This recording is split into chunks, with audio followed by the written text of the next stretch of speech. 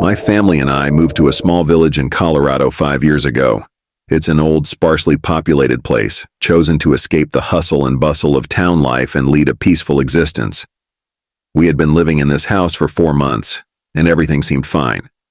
One day, my little sister went to stay overnight with her friends, and we needed to go grocery shopping as there wasn't much food left at home. The nearest store was 32 miles away. My parents were getting ready for the shopping trip, and they asked me to join them. Since I hadn't been alone for a long time, I decided to take the opportunity and stay back. In this freezing weather, I made myself a warm coffee and started watching TV. Lost in the warmth of my chair and the show, I dozed off. Not much time had passed, maybe around half an hour, when I woke up to footsteps outside. Thinking my family had returned early, I tried to go back to sleep. The footsteps got closer. I called out, "Mom, Dad, is that you?" No response. Strangely, not even a creak sound. The footsteps were silent. Now, I was starting to feel uneasy. There was a sensation that I was being watched. I was scared. I needed to check if someone had entered the house. When I opened the door, all I saw was the cold, snowy night. Nothing else. Anxious, I closed all the windows and locked the doors. 10 minutes later, someone rang the doorbell. As I went downstairs to check through the small peephole, I asked, "Who's there?" No sound, no sight. My heart raced even faster. I was terrified. I noticed I had forgotten to lock the back door. Quickly grabbing a knife from the kitchen, I locked myself in the bathroom. While on the phone with 911, I heard a slight creaking sound and saw one of the door handles being tampered with.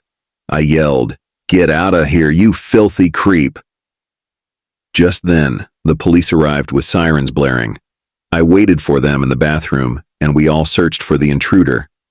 Soon enough, a police officer found the person in the back coal shed, armed with a gun and a knife.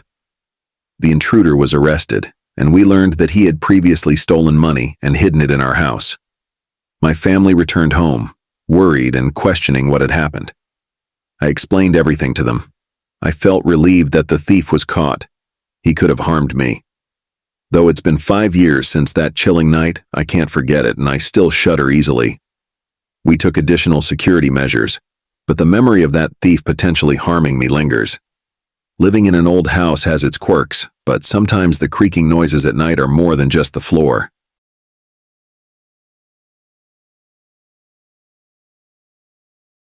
I had spent the summer working hard and was exhausted. Therefore, I thought I deserved to reward myself. My work colleagues and I were constantly planning vacations, but our plans were often disrupted for various reasons. Just like when you really want something and see its advertisement online, it happened to me too.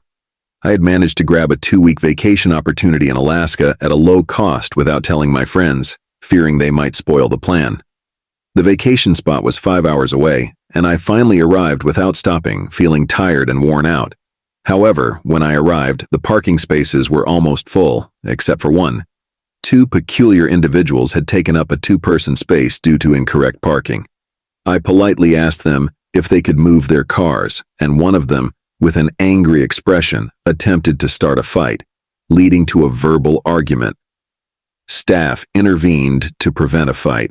I was already tired, and because of these guys, my headache worsened due to anger. I decided to go straight to bed and rest. The next morning, I went down to the buffet to grab a snack. The guys I had argued with over parking were there.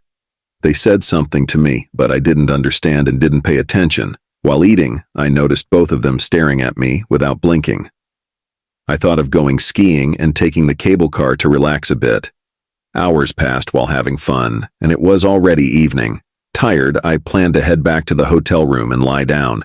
There was a note on my door, and when I opened it, there were threatening messages inside. I thought those 2 idiots could be behind this. But I ignored it again. Around 2:00 a.m., I was awakened by a slight knocking sound on the door. Because I was sleepy, I thought I misheard or it was just the wind, so I went back to sleep. However, there were faint noises around the door, as if someone was trying to open it gently. I went to the door and asked, "Is someone there?" But there was no response. Frustrated, I decided to complain about these 2 idiots the next morning. When I woke up, there was another note between the door and I was even more angered. Without closing the door, I quickly went to complain, only to find out that those two people were not actually in the hotel. This frightened me even more. As I returned to my room, I noticed the door was more open than before. Thinking it might have been opened more by the wind, I entered my room. Shortly after, one of the two people came out of the closet, and the other came out of the kitchen with the knives in their hands. They threatened me, forcibly took all the money I had, and one of them punched me in the face before leaving. After that punch, I lost consciousness for a while. As soon as I regained consciousness, I called 911 and they quickly caught the two suspects from the security cameras. The police told me they had been detained before for similar incidents. This incident was a warning for me. Behind beautiful landscapes and beyond icy mountains, dangers may lurk. Everyone should be cautious and avoid going alone to unknown places. In the cold nights of Alaska, real dangers may be hidden beneath the snow.